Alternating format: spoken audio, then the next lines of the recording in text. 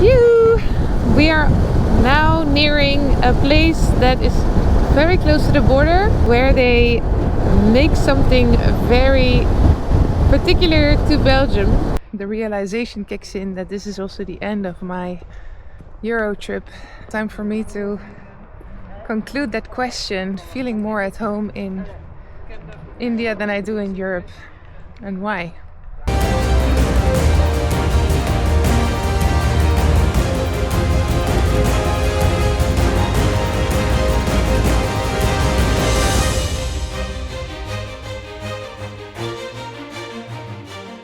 A very good morning again from Belgium on my trip in between India and Europe. Yesterday I made my way here from the north of France, rode into Belgium, and we stayed at this awesome farm here, surrounded by sheep in a beautiful tent. That was really nice. Right now I'm on my way to the city of Gent, and I'm gonna try some Belgian chocolate and see how it compares to the Swiss chocolate we tried before.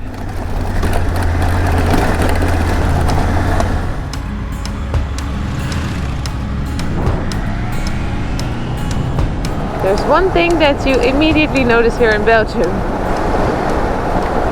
compared to the Netherlands where I'm from, but also, for example, Switzerland. That is that all the houses are different here. See? Here, even the same house, but looks different. Quite similar to what it is in India, although societies are planned, but then societies next to each other can be completely different. You could call it chaotic, or you can call it more organic. Yeah, it's definitely something you immediately notice when you come into Belgium. And the road quality. Bumpy roads.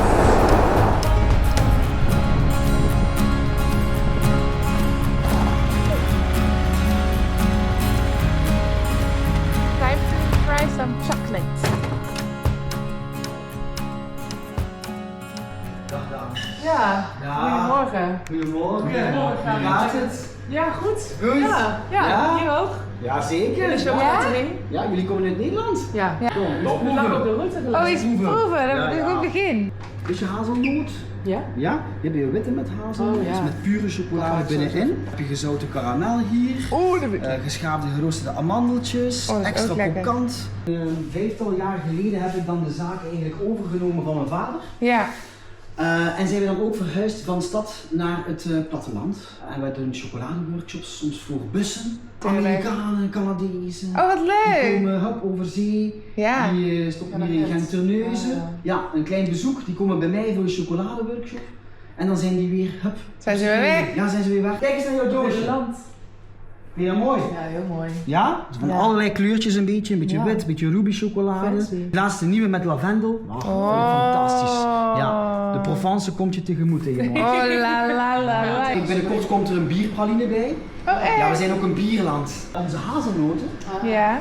die komen eigenlijk rechtstreeks uit Italië. Piemonte, Oké. komen die eigenlijk zo bij ons toe Ja. en gaan we daar zo mee aan de slag. Maar topproduct hè, Nocciola Piemonte. Ah, top. Ja dames, zeg hartelijk dank voor jullie bezoek. Jij bedankt. Ja, echt waar. Succes met je experimenten. Tot de volgende keer hè.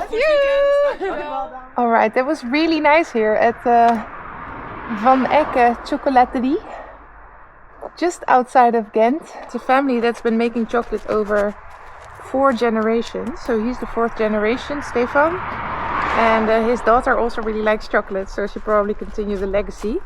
And he told us a little bit more about the Belgian chocolates and how they make it, and also how Belgian chocolate differs from Swiss chocolate in the sense that they use different milk, because in Switzerland they have different cows, as we've seen. So he says that you just kind of get a different taste when you make chocolate with that type of milk. Yeah, I think he prefers the Belgian one, and I have to be honest, I also think the Belgian one beats the one that I had in Switzerland. So definitely happy we gave it a try. For now I'm gonna go back to the Dutch border. I just said goodbye to my friend. I'm gonna have a nice stop in between for a final Belgian beer.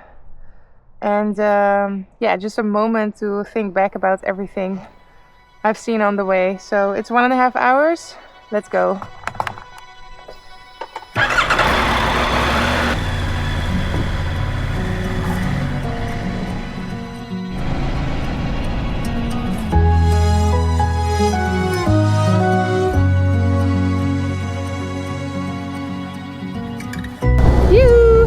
We are now nearing a place that is very close to the border and where they make something very particular to Belgium,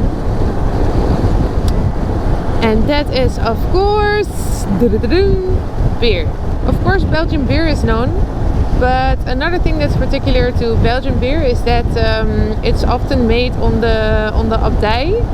So it's called Abbey beer, and it was made by the monks. So Abbey beer, and the monks used to brew it, and sometimes they still brew it. So I want to end this right here in Belgium with a stop at one of my favorite places, just across the border with the Netherlands. We are now in a place called Postel. Let's explore a little bit of the Abbey beer here in Postel. Before we go in, let me explain the difference between an Abbey beer and a Trappist beer, we call it. So an Abbey beer is a beer that's produced kind of in and around the Abbey, but doesn't have to be produced by monks themselves. And a Trappist, I'm not sure what the name is in English, but that's a beer that's really brewed by the monks, and that's not the case here anymore. In 1611, monks here in Postel were producing beers, but they were sent away or chased away by the French Revolution in 1797. So since then the monks don't produce beer anymore, but at the end of the 1900s there were licenses given out to produce that Postel beer again by different breweries here in the region. So that still happens, and that's why this is called Abbey beer and not Trappist beer, but it's still really good, and it's also really nice to have some proper Belgian fries with it. So let's have some food, and then I'll show you around the Abbey as well. Love this place.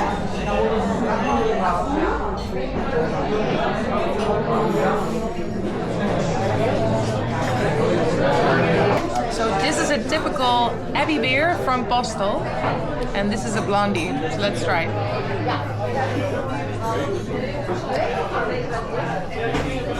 It's really good. So you would actually wonder, why is it that monks, Christian monks, would brew something like beer and drink it? Because it doesn't really seem to fit that kind of sober lifestyle, right?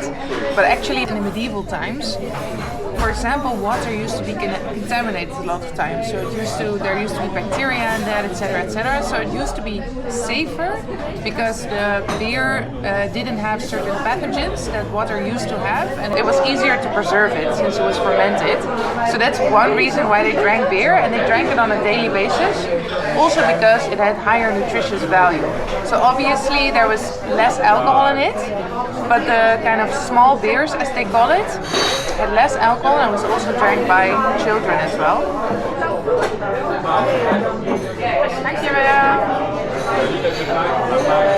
So it was basically a daily drink for them, and also it really fit the kind of spiritual discipline, because it really required attention and focus to craft a really good beer. And that's also why these beers became known, because they were very high quality and they were very consistent in quality. So that's basically how they became known, the Trappist beers or the Abbey beers, to be some of the best beers here in Belgium. I also just got some Belgian fries, which are a little bit thicker than the Dutch ones, and they're super tasty. These ones come with stoofvlees. Delicious.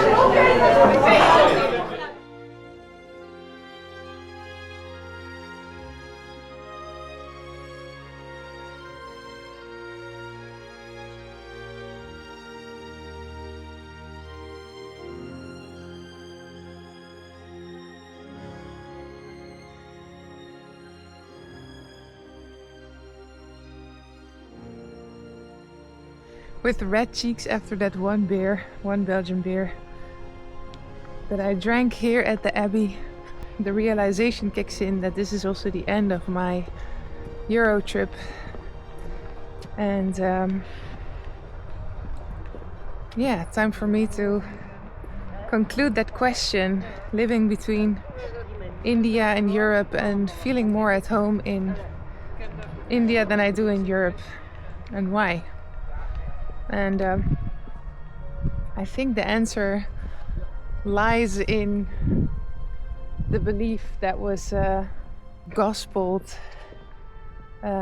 through places like these behind me, through these abbeys, through these monasteries, through these churches, because I believe that the fabric of current society and our culture like rests on Christianity still. So even though Europe is a more calm, relaxing place and it's perfect for reflection, you can find places like these with a few people, and the people who are there are nice and quiet.